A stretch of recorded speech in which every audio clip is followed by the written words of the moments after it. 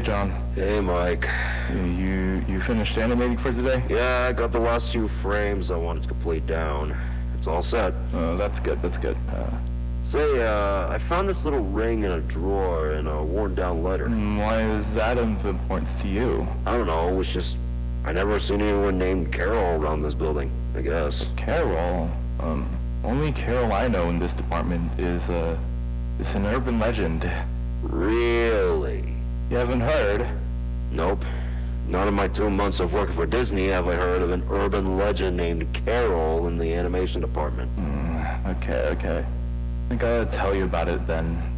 Go ahead. Okay, so back in I'd say the 90s, maybe 1995, there was a situation between 3 people working in the animation department.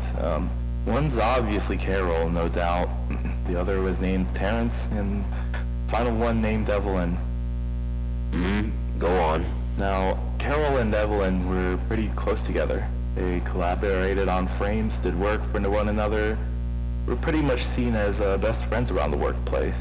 Right. Yeah, inseparable. And I assume there's more than that? Much more than that, actually. So you see, they only seemed like they were best friends because, they had to hide that they were in a relationship. Relationship? They were lovers? Yeah. Bit of a rumor was spread, but no confirmation. This is where Terrence comes into play. Let me guess. He did some investigating himself. Close, but let me tell you first. Terrence sets up a little plan for himself. He's had the hots for Evelyn for quite a while. So these rumors made him quite upset. He felt like Carol was taking her away from him, in a way. A bit of jealousy, I see. Yeah. So his investigation did confirm his suspicions, but that investigating turned into stalking quickly. Oh, mind telling me more? Terrence gathered up a gang of co-workers he was close with and started to threaten Carol as they stalked her daily life. Evelyn got word of it very soon, but there wasn't very much they could do since, this was outside of the workplace. Yikes. Anything come out of that, or...? Something definitely did, alright. At one point, neither Carol or Evelyn showed up to the studio. This continued for, a day or two, so when someone else decided to check, Evelyn was found hanging in her bedroom. But Carol was nowhere to be found. Search parties led nowhere, missing posters set up, yet nothing. All that was left was an unfinished tape of the animation they'd been working on together. That's rough. Did anything happen to Terrence afterwards? Repercussions? Oh, that's the part I was just going to get to. You may not believe it when you hear it, though, so be warned. Okay. Terrence takes the tape to watch it, just because, you know. What was on it? We don't exactly know, but we do have a close approximation, according to someone else who was there with him. Let me hear it then. The whole tape starts off with just a loop of Mickey Mouse walking in the city, hands behind his back, nothing special. This little piano piece playing in the back, most likely a waltz. The animation loop ends after the song does, and that was pretty much it for the first part.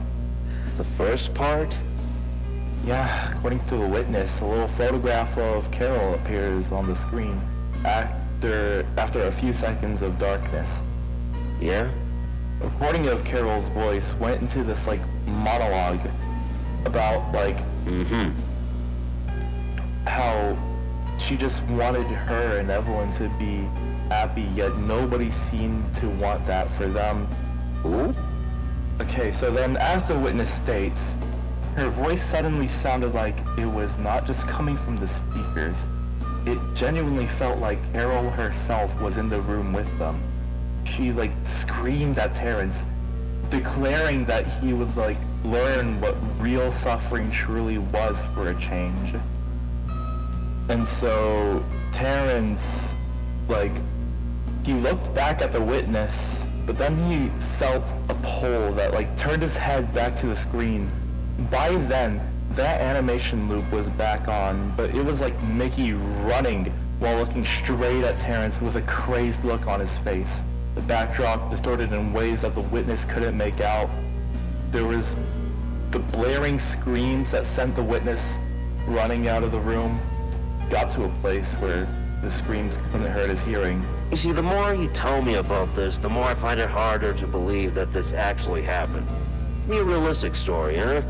Well, not all people believe these stories. Okay, how am I supposed to believe that these things can actually happen?